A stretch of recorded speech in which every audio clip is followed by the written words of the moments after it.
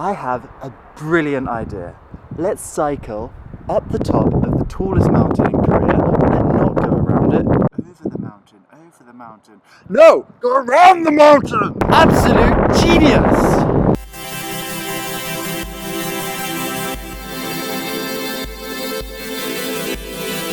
My Korean visa has expired, so right now I'm going to go to Japan and get it renewed. And because I don't like flying very much, I've decided to go by this lovely, lovely bicycle. So I don't have a map for Korea, but we're on the southernmost point, which is where you can see islands and the sea out there. And I know that if I head north, that way, you can see the tallest mountain in Korea. So if I start cycling towards that, my plan is to go up it, over it, and cycle back down the other side until I hopefully reach the water. And then I'll take a ferry over to the mainland. And from there, I guess I just head east. I guess I'll figure it out as I go along.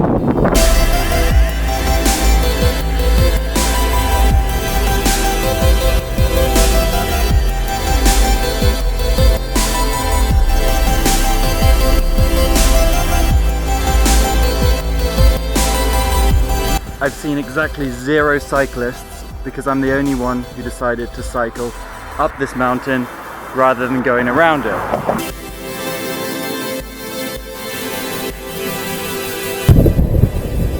This is very tiring. Time, I believe, for a delicious snack. I have peanut butter and I have a knife.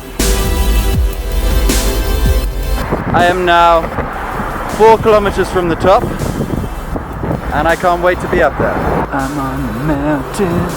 Here we go. Uh-oh, downhill.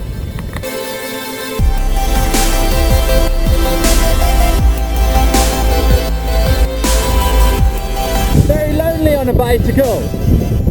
There's no one to talk to, except for myself. So here I am, talking to you now.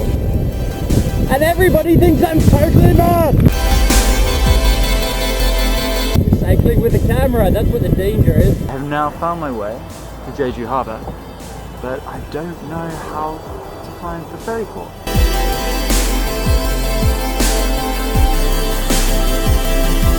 Always one for bright ideas. I've arrived in Mokpo in pitch black. It's nearly 10 o'clock at night and there are no signs telling me where I need to go. So right now I'm down at the ferry port. I'm contemplating if I could sleep in one of these boats. There's a few lights on, but in general it looks like they're kind of deserted. However, I have no idea what a Korean fisherman would think when he finds me in the morning. I'm going to cycle around for a bit, see what I can find, maybe an abandoned building or a field, where we're in the middle of a city, and if I can't find anything, then yeah, I think these boats are going to be my home for the night.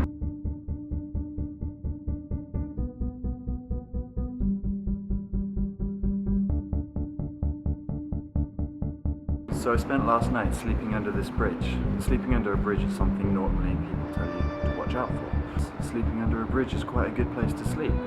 It's dry, it's flat, it's a nice night's sleep. Unfortunately, last night while I was sleeping, 3 people came along and decided to start a little fire and cook dinner right next to me for about an hour. I thought of getting up, saying hello or sneaking away, and eventually I just fell asleep and they left me alone. 200 miles to Japan. It's time to go.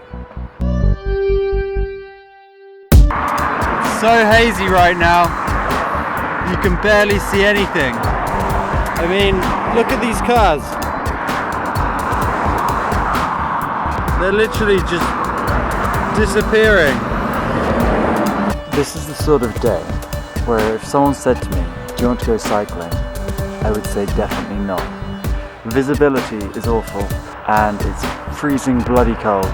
And the cycle path followed the road for about 15 kilometers and then it just stopped. So now I'm riding on these little farm roads, dotting up and down alongside the highway. There's no way I'm cycling up there with crazy Korean drivers. This isn't going as well as I hoped it would.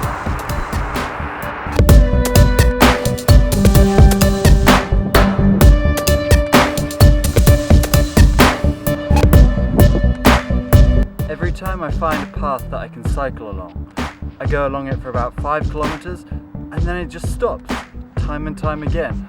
I've been on about 20 different paths already today.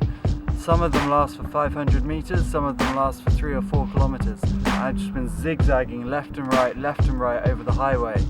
I left the highway, I tried to follow the other roads, and then the signs just disappeared as well. I wish this road just continued for the next 200 kilometers, all of the way to Busan. But I know I'm probably in about a kilometer, maybe in 300 meters around the corner. It's just going to finish and I'm going to be completely stuck again. This is a nice reservoir. In the summer I might swim. Oh, I can hardly breathe. These mountains are absolutely killing me. They just go up and up and up and up. I wish there was more floodplains. When the land is low and you ride, everything is good. When you just go up and then down and down, it's not so fun. I've just been climbing for the last hour or more. I don't even know anymore. I don't have a watch. I don't know what time it is. I don't know what time I got up this morning. And my bank card doesn't work, which means I can't get any money out, which means I'm just going to eat peanut butter off my knife, which is delicious, and I love peanut butter off my knife, but it would be nice to have maybe a cold drink or something else. Wow, I'm whining quite a lot. When I get to the top and I go back down the other side, I'm going to be like, whoa, yeah, I get to ride, whoa, whoa, whoa. Right now it's the moaning stage. I guess I better just do it.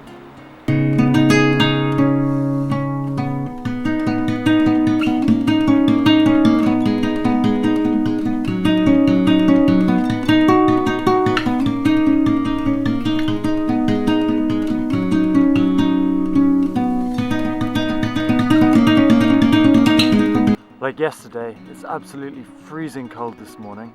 As you can see, the sun is just rising over there behind me.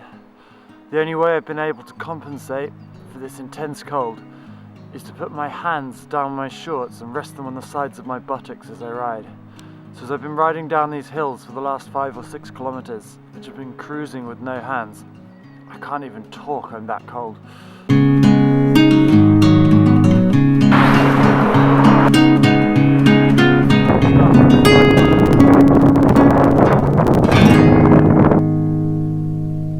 I found that cycling without a map on a day when you want to get lost and have an adventure is super fun. Cycling to Japan when you need to get there before your visa expires without a map is not so much fun. There are 2 reasons why I came on this ride. One was to get a visa, and one was to have a nice time. Now at the moment, I'm lost, so I'm not getting my visa, and I'm not having a nice time, which kind of defeats the object of everything. Sometimes you have to think about why it is that you're doing something. Are you doing it for the bloody-mindedness of doing it? I don't want to do this bike ride for the bloody-mindedness of doing it. I want to do it because it makes me happy.